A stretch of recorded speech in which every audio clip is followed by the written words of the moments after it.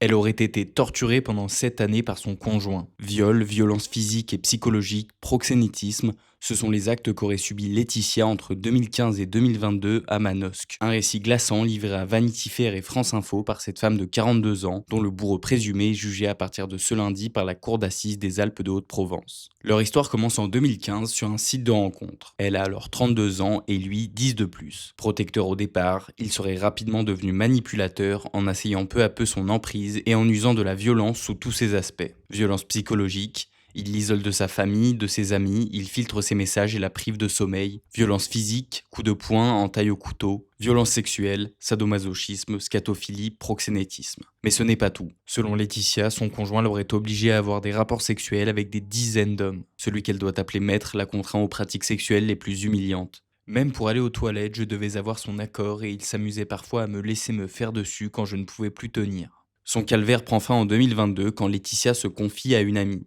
Cette dernière se rend au commissariat pour dénoncer ce qu'elle vient d'entendre. 24 heures plus tard, le conjoint est interpellé. Depuis, l'homme qui est en détention nie les viols et les actes de torture. Il soutient que Laetitia était consentante, mais les enquêteurs ont pu s'appuyer sur des preuves matérielles. Des scènes de viol ont été filmées et photographiées. À l'instar de Gisèle Pellicot dans l'affaire des viols de Mazan, Laetitia a déclaré qu'elle ne demandera pas le huis clos. Le procès sera donc ouvert au public. Après avoir été humiliée pendant 7 ans, elle aussi estime que la honte doit changer de camp.